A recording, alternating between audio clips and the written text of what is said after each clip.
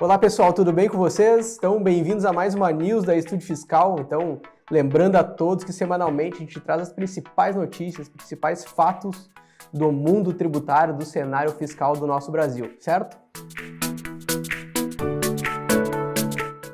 Antes de eu iniciar, lembrar vocês que ainda não seguem no Instagram ainda, nos sigam, todo dia a gente tem conteúdo, posta notícias, está atualizando nossos seguidores sobre esses principais fatos e notícias. E no canal do YouTube, onde é que a gente lança conteúdo toda semana também. Então eu sempre relembro vocês sobre essa questão, beleza? Então vamos lá.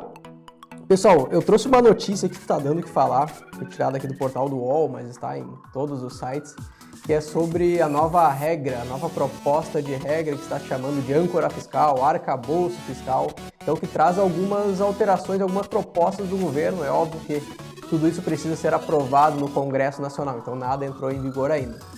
Então, o que é o arcabouço fiscal que tanto se fala? É um conjunto de regras propostas pelo governo, aonde visa fazer o governo não gastar mais do que arrecada, porém também ter receitas para investir em cunho social. Então lembramos que nós estamos numa era, num 4 anos de mandato agora, visando muito o benefício social, investimento social. Então essa é uma regra, uma proposta já desde o início do plano de governo.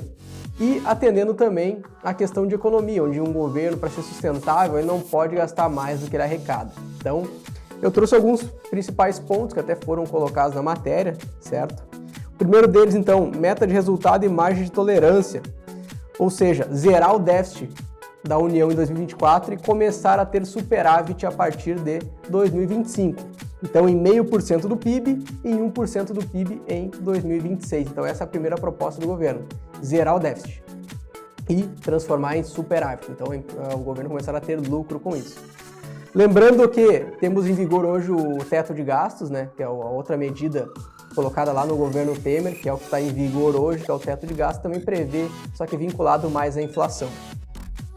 Segundo ponto, meta para o déficit. Quanto que o governo ele pode gastar?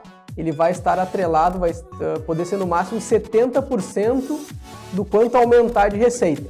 Então vamos lá, deixa eu voltar. Se o governo crescer nos últimos 12 meses em 3% de receita, a despesa só pode aumentar 70% sobre esses 3%. Então, ou seja, 2,1% de despesa. Mas o teto de aumento da despesa ele está limitado a 2,5%. Então vamos lá, vamos fazer um resumo geral. Tá? O valor máximo que uma despesa pode crescer nos últimos 12 meses é 70% da receita, certo? Então, se eu tenho 3% de aumento de receita, 70%, 2,1%, ok. Agora, se eu cresço 5% de receita, 70% desses 5% ele é 3,5%. Porém, eu não posso gastar 3,5%, eu posso gastar só 2,5%, que é o que está proposto na regra. Então, acho que agora ficou um pouco mais claro para essa parte de entendimento. Também tem algumas punições, caso o governo não cumpra com o superávit, ele vai poder gastar menos, né? 50% a menos do que ele poderia gastar usualmente. E também o que tiver de receitas extraordinárias, ele vai poder ser autorizado a gastar em partes de cunho social, em obras, revitalizações e outros projetos. Então, deixa eu resumir o que a gente falou. Arcabouço fiscal ou âncora fiscal é um mecanismo proposto pelo Ministério da Economia que faz com que o governo tenha superávit, ou seja, não gaste mais do que arrecada.